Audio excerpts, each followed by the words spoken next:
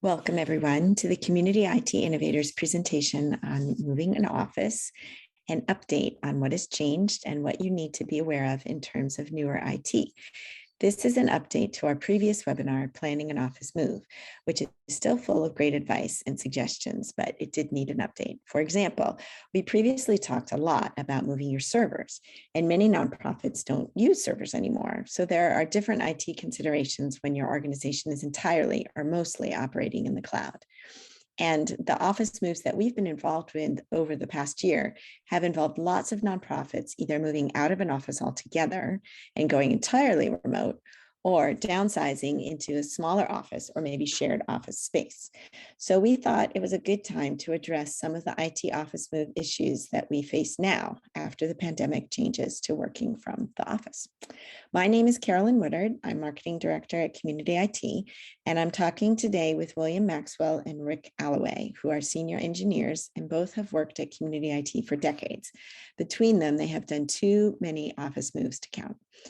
You can find the video, podcast, and transcript of their earlier webinar on our website, and I'm going to do a brief recap of it if you missed it. So we recommend getting started on your office move as soon as possible. The sooner the better, even if you're not planning to move for a year or more. And so as some of the items in our ideal timeline, at least 6 months out or more, you should be cleaning up and assessing your IT, especially your equipment. Especially if you've been in an office for a while, you might have a lot of stuff piled up that you aren't going to move, you're going to recycle it. So start going through it right away and organizing what you are going to move and what you are going to get rid of.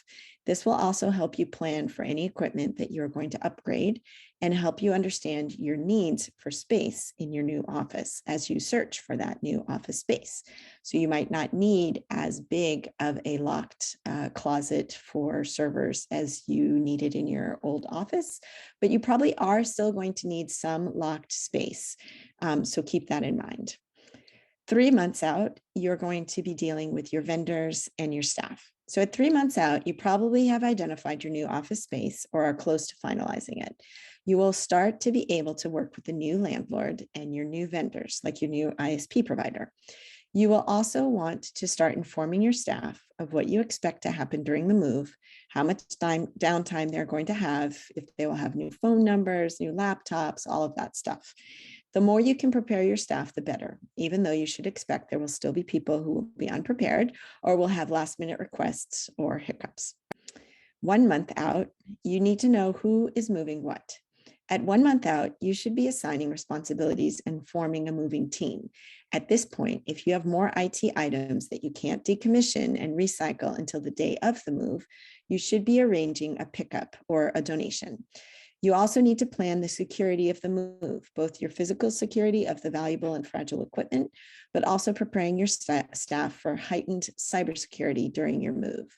You'll also want to identify the staff who will need additional assistance, either because of their role, their relationship to technology, their relationship to your organization, or for any other reason. You want to get them functioning in the new space as painlessly as possible, even if that new space is that they are still working from home. But when the office location changes, there may be something that doesn't go seamlessly. And we still recommend doing backups of your internet for the actual move, so that is something that needs to be planned in advance and carried out the week before the move. And of course, you are using good cybersecurity and doing backups remotely of your data and your systems. And that, of course, you would need to do before the move, and then it's pretty easy to restore after. The day of the move, what can be wrong? Be prepared. Always, always, always, always have the internet functional at the new place before you're moving any staff. Take care of the staff because they're like your clients. They are expecting the move to be disruptive, and nothing ever goes perfectly. But if you can support the staff through this move, they will be amazed and helpful. And definitely plan to buy pizza for the folks who come on moving day and are actually carrying all the boxes around. So our earlier webinar gets into some detail about wired versus wireless, how to plan out an efficient space, how to use flex space. All of that is changing as wireless is getting used more and more. But we still recommend some hard wiring, as Will and Rick are going to talk about in a minute. One of the great things about that is changing recently that is absolutely helpful to moving is having so many people working from home or able to work from home. So they really shouldn't see a huge impact on moving day itself. And in fact, if you have staff who regularly work in the office, but they can work from home for a few days as you move, they will also be able to be more productive than they would have been in a past office move. So a lot of the changes over the past few years are helpful. So now I'm going to ask Rick and William some questions we've been getting from clients in the community about IT and office moves. And ironically enough, they are doing this interview during the first days of community IT being in our new offices that we just moved to. So they have some firsthand and immediate knowledge of how to move offices now. Rick and William, would you like to introduce yourselves?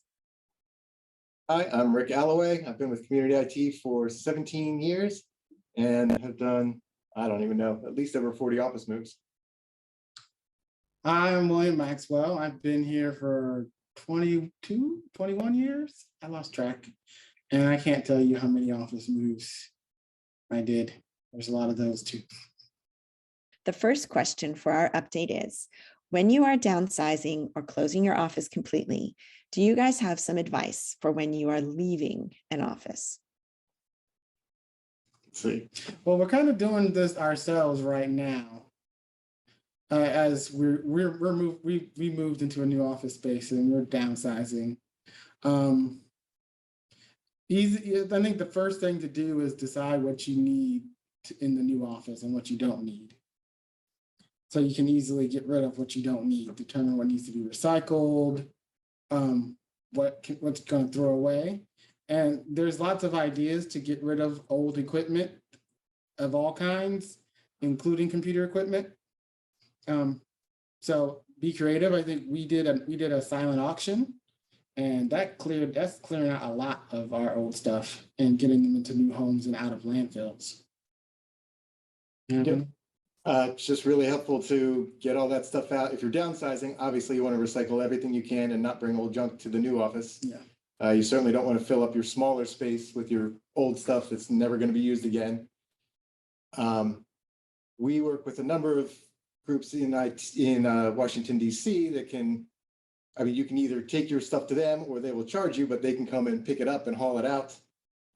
Some people will even come and tear down your rack for you if you just get everything out.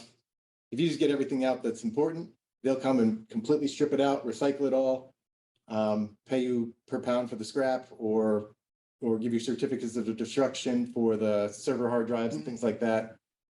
So if you're really short-staffed, there are options where you can pay people to come in and just take care of it, take care of a lot of the clean out of the IT stuff for you. Yeah. Yeah, and a lot of times there are a lot of, also check with the building that you're leaving to see if they have a recycling event coming up. That's usually a good time to drop stuff off there. But usually the timing means you have to call somebody. Yep. What about if you are leaving an office entirely, and also if you're getting rid of stuff? Are there any legal requirements around things that you have to save, or anything that you have to make sure that you do before you recycle equipment or before you get rid of stuff?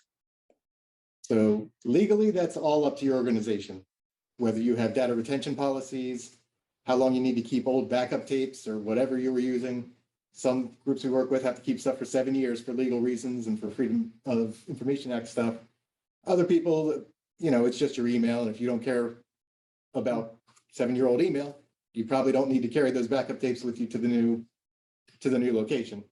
Yeah, I think most times your finance team will have a better idea on what they have to keep. And they're usually the team that you have to keep some finance information and maybe some HR information.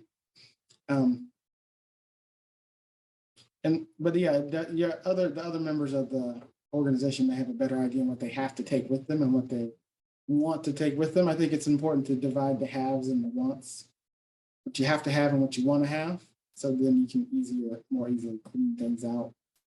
Yep. And a storage solution, a storage room or a storage place is also a good place if you still need to store stuff and you're getting rid of an office.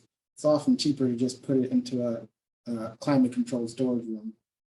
But if we're talking about digital storage, then I would not recommend moving the backup NAS or hard drives or whatever to somebody's, home office. You should just get, you can get storage at Amazon or something that for your business, you can keep everything in one place that stays controlled by the business and not by the, the finance person or whatever in their house. So that's the best way to just get everything up into the cloud, get it offsite, and not have it tied to any one person. Other things to think about for breaking down your office, pretty much everyone goes to soft phones. You can still get VoIP phones like from your old office that can work at home, but you usually need PoE or power cords, which are not often, you can't just take the desk phone from your house and plug it in, right? It either has to have a hard wire to wherever your Comcast Verizon modem comes into your house, which may not be where you want to use your phone. And you also need power over Ethernet or a separate cord for it. So a lot of people just switch to soft phones, and there we definitely recommend buy everybody a good headset so they can just connect to their laptop and do their work remotely. Yeah. Not everyone has a voice grade speakerphone that has all this fabulous technology like the one we're using. So it's best to have a headset. It's cheap. It's also cost effective. If everyone's going home and you're in a voice over IP system, a good headset or even any headset at minimum will help eliminate the bad sounds and audio artifacts you get from just a speakerphone and a laptop. This seems like a good point. If I can go back just a minute to leaving your office or downsizing it, as you were talking about, can you talk a little bit about servers? In the previous webinar, we talked a lot about moving servers, but that's not always the case now. So can you talk a little bit about that? Is this a good time to go serverless, to go to the cloud, or should you already have done a cloud migration? Oh, it depends on your time schedule. If you have a long lead time to if you know when your lease is ending and it's easily 6 months down the road, and that's when you want to move out by, then there's plenty of time to move into Office 365 or a Google or SharePoint solution for your files to get rid of your server. But if you're 3 weeks, 4 weeks, up to a month is probably too late to move everything into the cloud right then and before you move.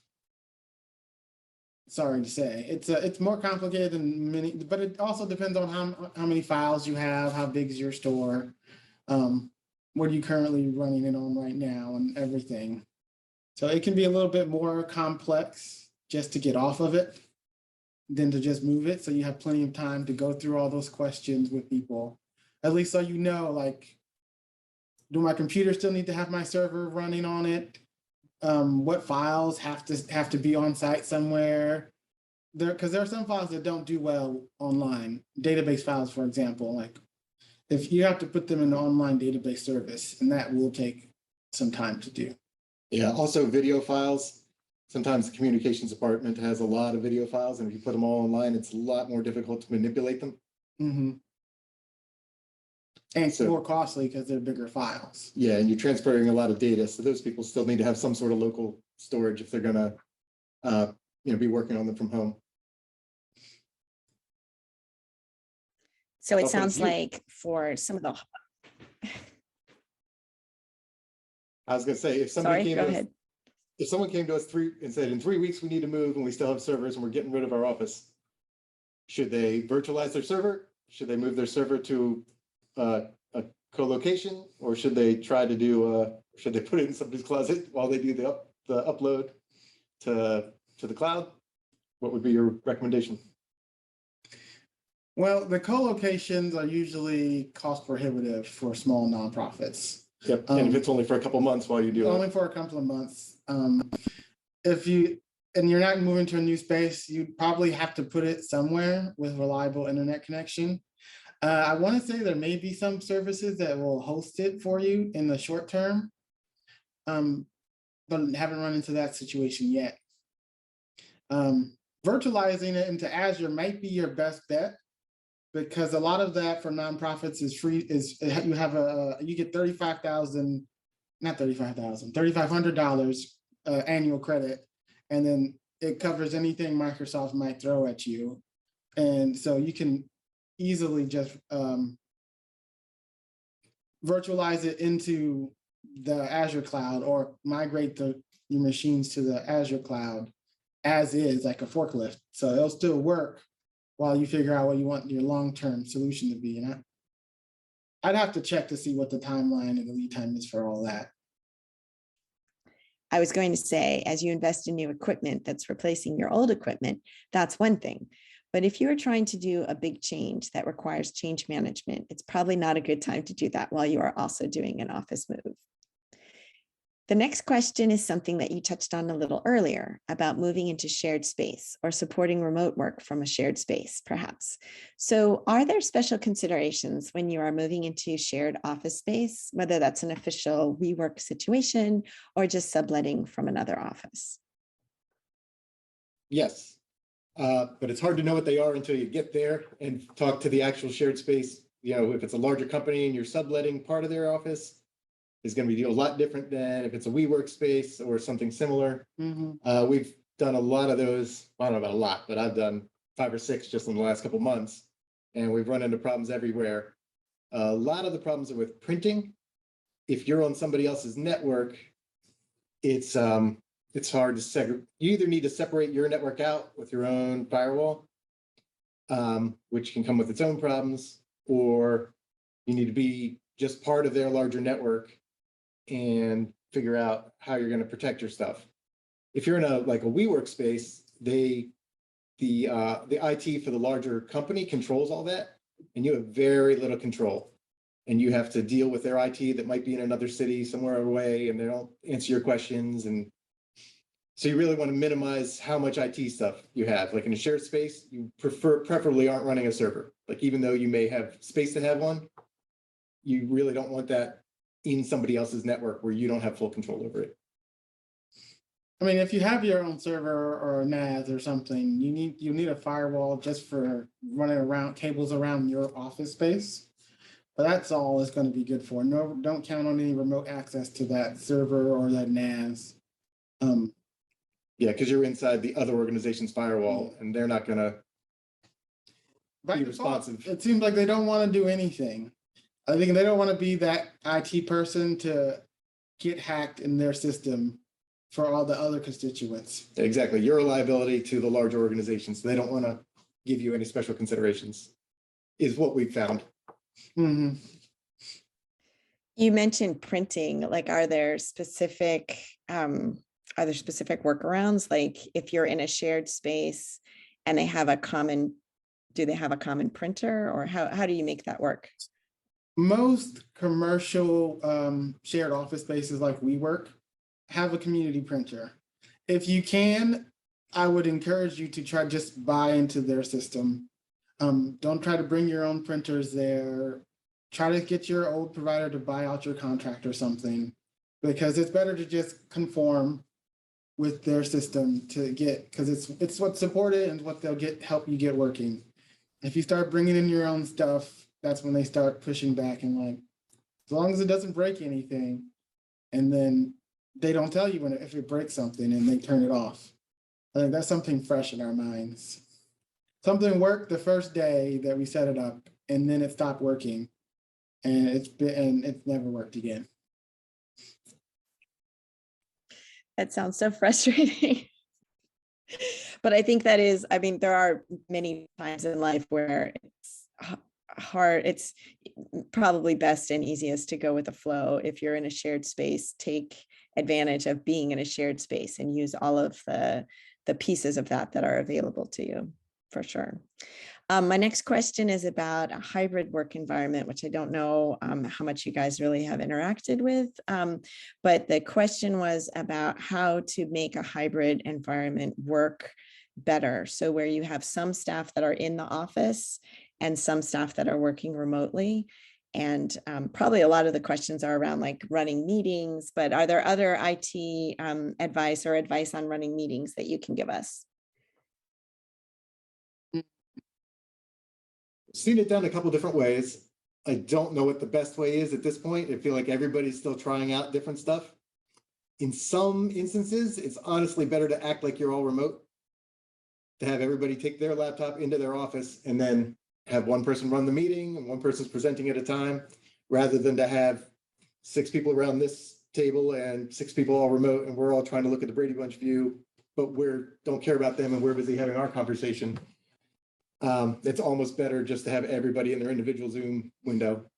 I find that a lot of the companies like Zoom and Teams and Polycom, they're working on technology to make it seamless so that people can jump in on conversations and hear the conversations. Because I think the main barrier might just be the technologies just didn't know this was coming today. And so we're here now and the technology is catching up so that we can have these hybrid meetings. And right now they're focusing on cameras and microphones and speaker systems so that the people remote can hear the side conversation from the people that are here. I think the number one thing is to make an effort, try and see what works for your staff, because a lot of your organizations are unique and you have your own culture. So sometimes the individuals at the desktop work, but sometimes you may need to split it up and have a room for people to come and join into. It also depends on whether it's a one-person meeting where they're presenting to everybody, or if it's supposed to be a roundtable discussion where everybody's going to talk over each other and try to get in. It's, it makes a difference in terms of how you set up the meeting best.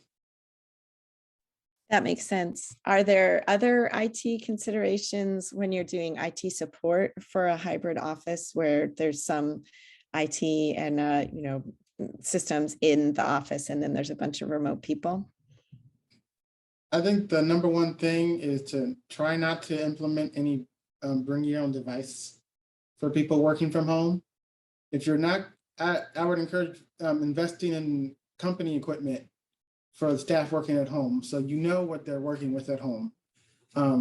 As far as headsets and microphones, if they're going to have any calling requirements or need to join meetings, and just laptop keyboards and monitors that they need to use. So they have everything they need like they're in the office. And webcams. And webcams. Sometimes the laptop cameras are not great. So that's also good advice.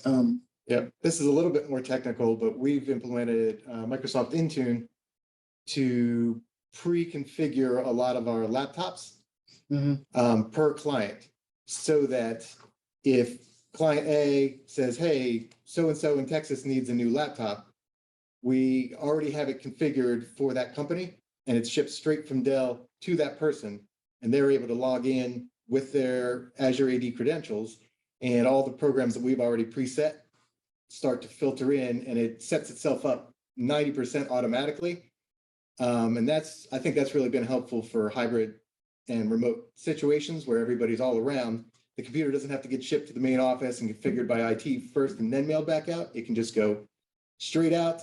And that even includes our IT remote management software, so that when the user gets logged in, connects it to their home Wi-Fi, we can remote right in and help them with the last 2-3 steps right away.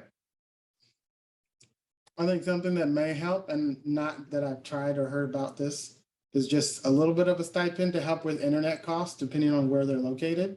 It's mostly where you choose to live is kind of your own thing, but the fact that you can't really come to the office to work is probably something that can't be helped depending on where the staff are.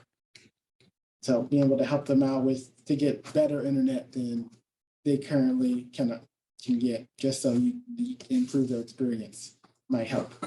Do you guys find that you're doing any counseling on home Wi-Fi setups for people who are working remotely? I know we have an article on our site about it, but I'm sure that people have questions about that.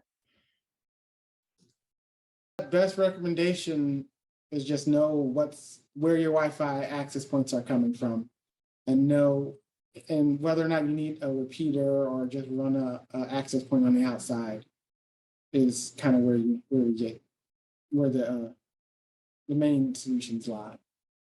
That makes sense. That sounds great. So moving on, we had a question about, in the previous webinar, you had a very good checklist for if you're a year out from a move, 6 months out from a year move, 3 months out, 1 month out, the day of the move. So what has changed on that pre-move checklist? So one question was, do you still need a backup internet connection when you're moving? You mean when you're in the new office, should you still have a Yeah. backup internet? Yeah. The short answer is yes, of course. The long answer is, if all your stuff's in the cloud and everybody can work from home, if your internet's down for an hour or a day or a week, you can get Wi-Fi from Starbucks, you can get Wi-Fi from anywhere, you can just go home and keep working because all your stuff's in the cloud anyway. So it's kind of a cost benefit. So if you're running meetings like this, you need, and that's part of your business, then yeah, you're gonna want to back up internet in case yours goes down. But if it's just for access to files for staff, you got a lot more options these days. I mean, yeah, so it depends is the default for that sort of thing, but some of the factors to help you decide whether or not you need it is how often you think staff are going to be in the office, how much, like video calls take less bandwidth than people think. So how much video calls will be happening is an option, is something to consider, but not everything. And whether or not you have anything on site that staff need to get to from other places, not on site. Like if you're hosting a website or some files or a remote server to connect staff into the office for anything. Those are main considerations whether or not you need a backup internet.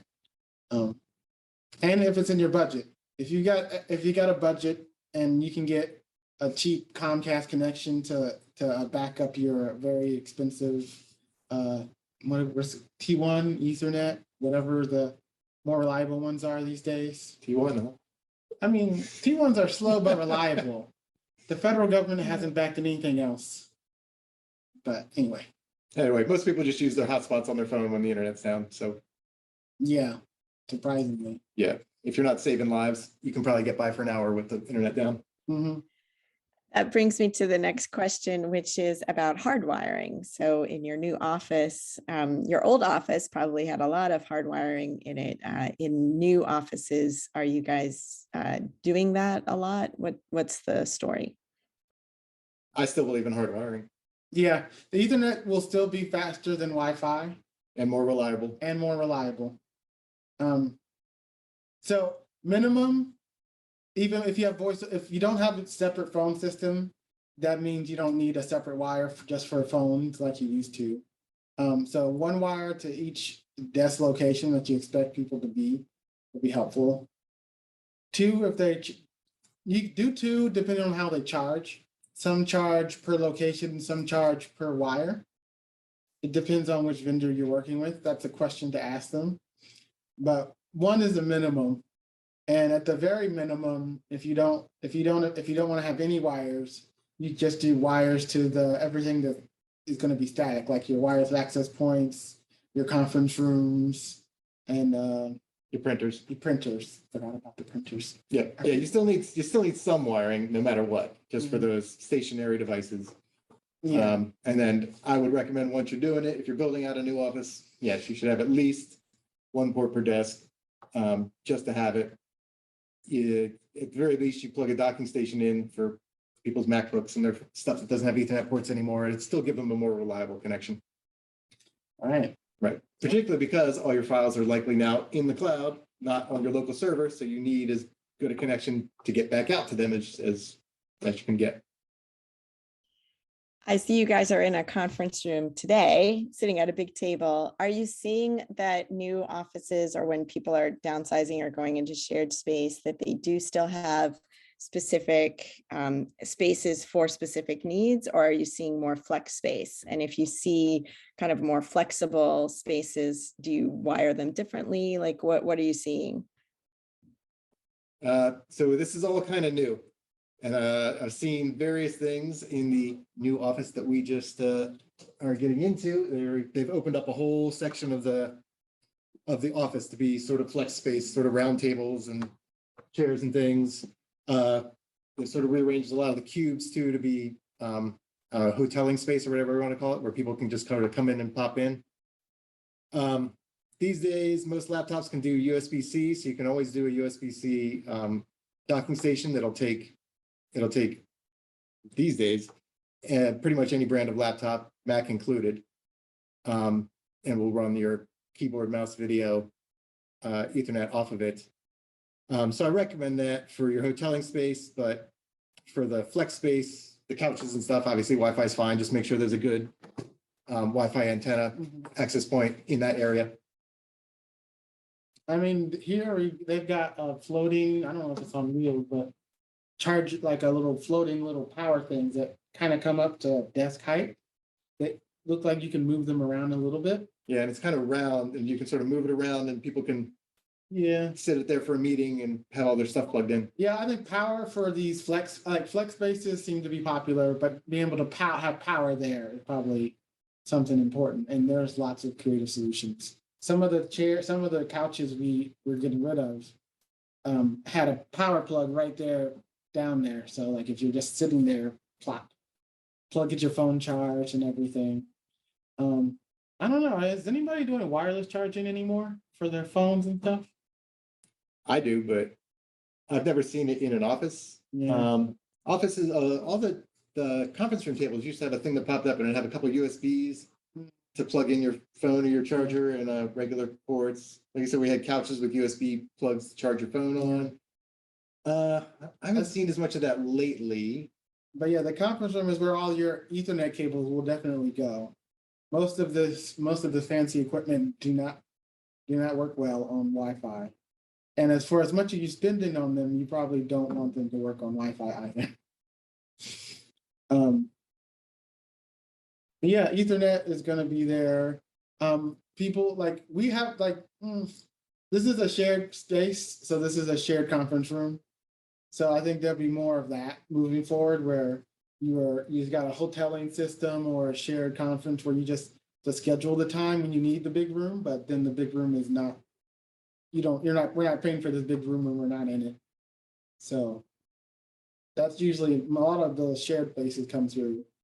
And a lot of office buildings are offering something like that in their space. Like we know you're renting a small space, but we got this big conference room down here that you can check out when it's available.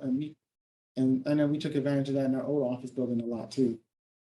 So that's something to ask as you look for new space to see what options you have. Right. Yeah, you don't need a whole conference room to yourself if you're only going to be using it, once every 2 months. That makes a lot of sense. We talked a little bit earlier about the servers and to the organizations that have gone into the cloud completely and don't have any more servers. They probably had old dedicated space in their old office for that. Is it a savings if you're moving, or what are the considerations if you're moving into a space and you know that you don't need a server room anymore? You mean are you saying, should you have a smaller server room? Or if you don't need one at all, Well, I think everybody still needs a place to put your modem that's locked behind a door.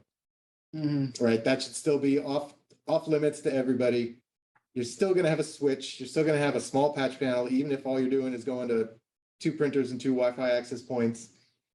There's still just a little bit of equipment. It's maybe a very small footprint. It may be the size of a filing cabinet now instead of a giant walk-in closet, but you still need a little bit of space. And if you have the walk-in closet, tossing a desk in for your IT person to work in there won't hurt. Yep. And a lot of people just get the little cage. It's basically a file cabinet. And it's just a lock on it, and it's got spaces for all the wires to come into. It just kind of keeps all your IT equipment together and locked away, but out of the way. You'll be surprised how much inventory you might have to manage if you're providing computers to staff, especially keyboards, monitors, and mice that you want to have on hand when stuff breaks, just so you can have a few extra, so you don't have to run around and pay whatever inflated price Staples or the guy that pretends to be Staples online is doing. So, yeah, I mean but there's also been times where it's just in the printer room up on the wall somewhere, and that's also fine if you don't have a server, and you're going to have an IT area for that stuff. Just keep that in mind. That makes sense.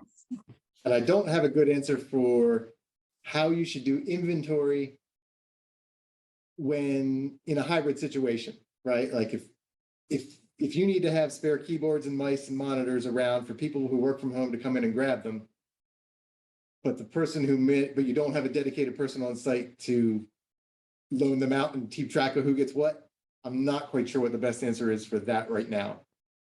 I mean, the honor system is a good default because it's not like people are getting charged for the keyboards like immediately. Like if you run through five keyboards, then, you know, that'll raise a flag and you may not get a sixth keyboard. But, you know, most times people are like, I need a keyboard, grab one. It's fine. And there's usually somebody, if you have an office space, someone should be in general charge, help, even if they were the accidental person that helped set everything up. Somebody goes to the office just to check the mail and whatnot, if you have a space that you get mail to. So that should probably just, how many keyboards we have left? Do we need any more? That sort of thing. Right. And this is where all remote is almost easier. Because like you said, you have a standard keyboard, mouse, monitor, webcam, laptop that each employee gets. And if somebody needs something else, you buy it directly from Dell or Amazon and ship it right to them. And that way somebody's controlling inventory that way. Yeah. And controlling what the inventory is and who gets what and who's purchased what. Yeah. I mean, if you wanted to keep something on site, even if you're fully remote, that's possible. It's just not insured and maybe not recommended, especially now since shipping times are getting ridiculous again. I don't know. It's a tough situation. I feel like at my old office, we had this one fancy projector and there was a little sign up sheet for it. And every time it got broken, the last person who had it said, I didn't drop it. You know, it was definitely a difficult thing. So yeah, I think trying to avoid that situation, you know, makes sense. But if you're in an organization where there are going to be times when someone needs to come to the office and they can't bring their laptop for some reason, that you would have a loaner, that kind of makes sense. So now I'm going to transition to a couple of questions that we got from our questionnaire that we sent out to ask people about their experiences with moves and the questions about moves. And I think actually you've covered a bunch of them already. So it's good that we have some convergence there. But one of the questions was if you wanted to just hit on maybe 3 or 4 things that are the things to watch out for. So when you are switching, moving, are there, you know, like 3 or 4 things that you need to, like maybe categories of things that you need to keep in mind as you're planning your move or executing that move? The one we harped on the last video was always make sure your internet's set up in the new spot before you leave the old one. If you got to pay to overlap for a week or two, it's worth the cost, because not having internet in your new space makes your new space kind of worthless. True. But if they can go downstairs to Starbucks, it's kind of, well, it still means your new space is worthless. Yeah, true. Know who your white glove people are. Who needs the extra help? Who needs to make sure that their walk through what they need to do in case something goes wrong while they can't go to the office. Like, know who those people are. Most times, if you're watching this video, someone just popped in your head, and you know who they are. So it's not a surprise who those people are. I'm thinking. Yeah, make sure the people who are paying the bills are happy. And yeah, other than that, just make sure all the other staff know what's working, what's not working, and when it will work. So like, when can they come to the new office and enjoy the new amenities? And when should they just stay home? Or when they should just take the afternoon off and enjoy a nice afternoon? Right, give everybody lots of lead time and under promise, over deliver. If you think it's going to take 1 day, tell everybody it's going to be 3 days. Just to work out the kinks. Yeah. So yeah, I mean, I don't know if we have top 4. Phones are what phones are going to be. The voice over IP is almost everywhere. So I don't know how the phones are going to work when your internet works. in most cases. But if you're not moving a server, if you don't have to worry about a phone system setup, then it's just the internet. Most of the copy companies that manage the printers and whatnot will move the fancy copiers for you. If you just tell them, hey, we're moving, we need to move this copier over, because they're leasing it and they hope to get it back in good condition one day. So they usually like, yeah, we'll just do it. Although you may look at them do it and just be like, I could have done that, but that's okay.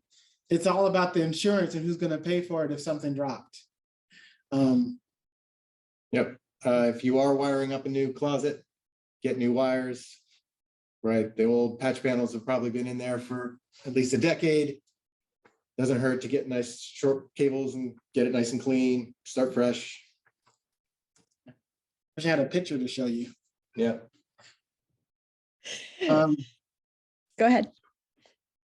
no, I'm just thinking of what else there might be.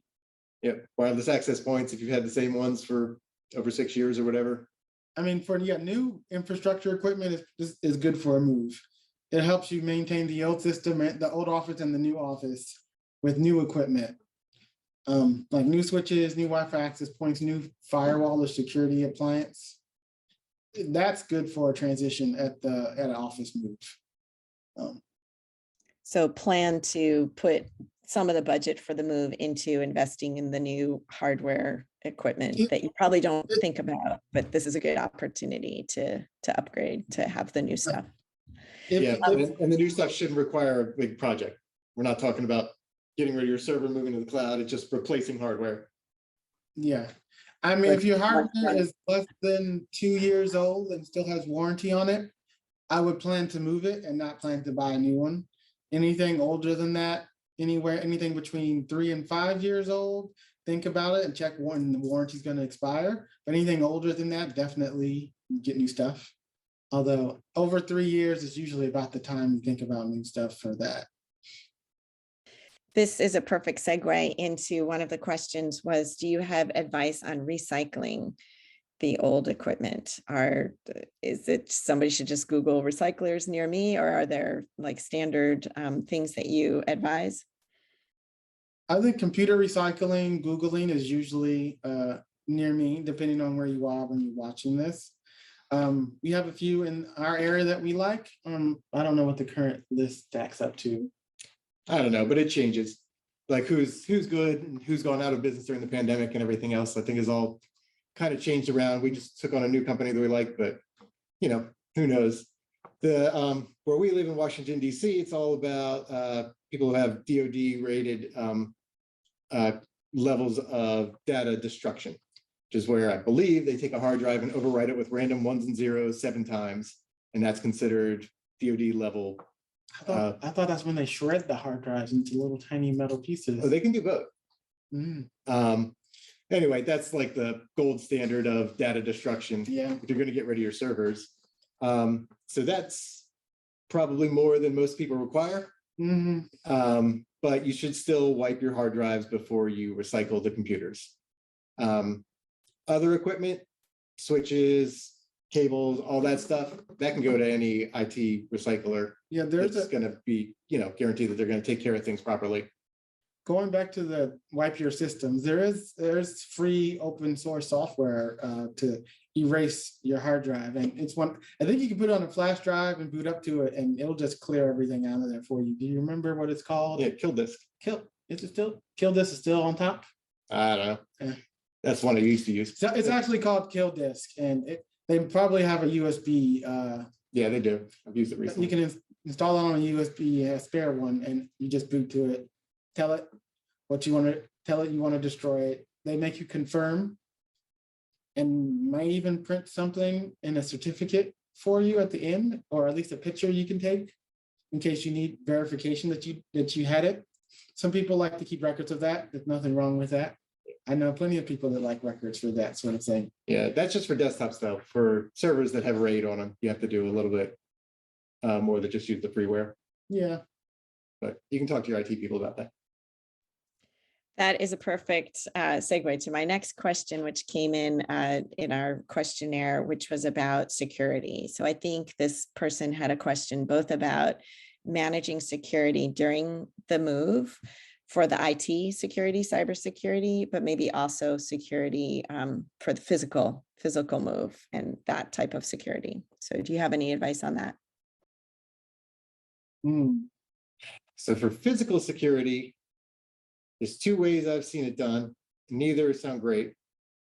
One is the servers are the last in, first out. So they pack all the stuff into the truck and put the servers in very last.